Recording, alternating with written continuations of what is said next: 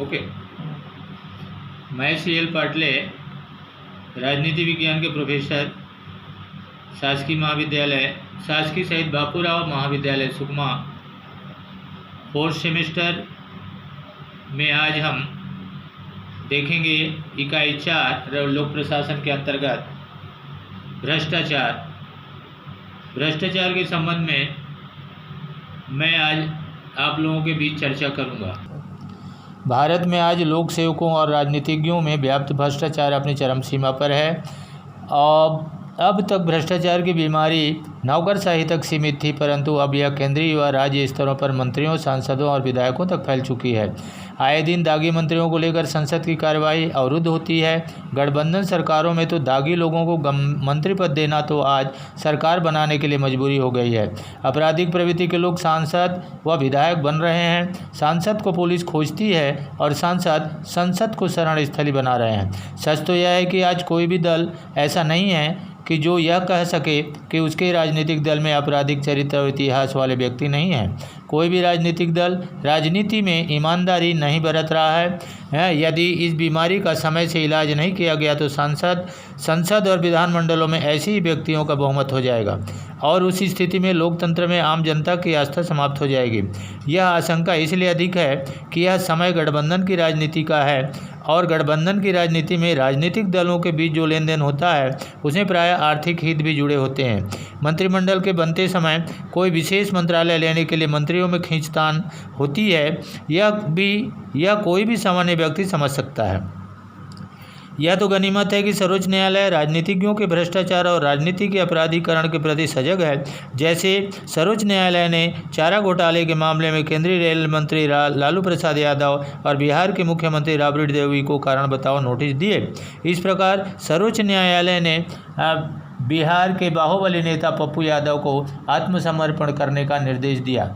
लोक सेवाओं में भ्रष्टाचार, इसमें हम पाते हैं लोक सेवाओं में भ्रष्टाचार कोई नई बात नहीं है। यह दूसरी बात है कि वर्तमान में इस भ्रष्टाचार की समस्या ने विकराल रूप धारण कर लिया है और लगभग सर्वत्र सुविधा शुल्क के बिना कार्य नहीं होता है। कौटिल्य कहते हैं, जिस प्रकार जीभ पर रखे हुए शहद का स्वाद न लेना असंभव है, ठीक उसी प्रकार किसी अधिकारी के लिए राज्य के राजस्व से एक एक अंश का भक्षण करना असंभव है। भ्रष्टाचार का शाब्दिक अर्थ है बिगड़ा आचरण। सरल भाषा में भ्रष्टाचार किसी सरकारी कर्मचारी द्वारा अपने सार्वजनिक पद पर अथवा अपनी स्थिति का दुरुपयोग करते हुए किसी प्रकार का आर्थिक लाभ अथवा अन्य प्रकार का लाभ उठाना।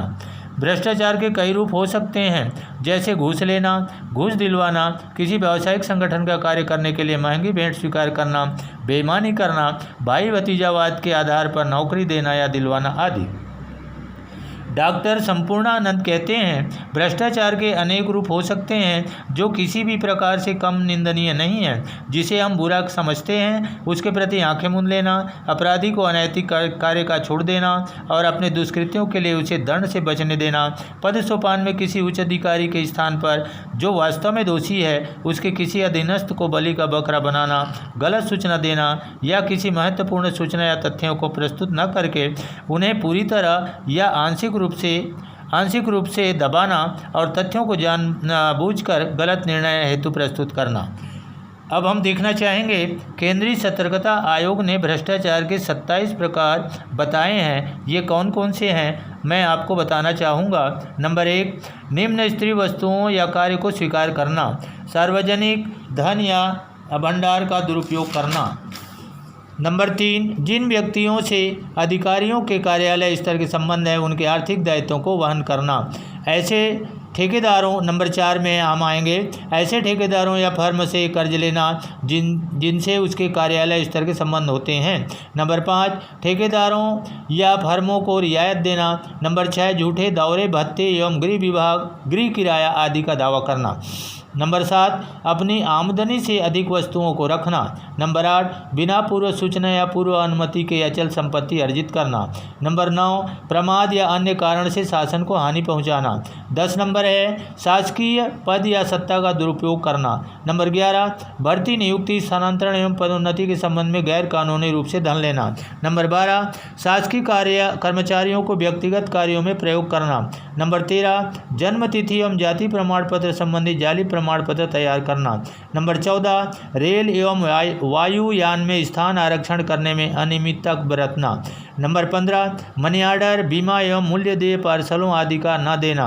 नंबर 16, पुराने डाक टिकटों का पत्र व्यवहार में प्रयोग करना। नंबर 17, आयात एवं निर्यात लाइसेंस देने में असहयोग एवं अनियमितता। नंबर 18, सरकारी कर्मचारियों के आयातित एवं निर्धारित कोटे का दुरुपयोग करना। नंबर 19, टेलीफोन कनेक्शन देने में लापरवाही बरतना। नंबर 20, अनैतिक आचरण करना। नंबर 21, उपहार ग्रहण करना। नंबर 22, आर्थिक लाभ के लिए आयकर, संपत्ति कर आदि का कम मूल्यांकन प्रस्तुत करना। नंबर 23, वाहन खरीदने के लिए स्वीकृत अग्रिम धनराशियों का दुरुपयोग करना। नंबर 24, विस्थापितों के दावों को निपटाने के लिए अनुचित विलंब करना। नंबर 25, विस्थापितों के दावों का गलत मूल्यांकन करना। नंबर 26, आवासीय भूमि के हिस्से के क्रय विक्रय के संबंध में धोखा देना। नंबर 27,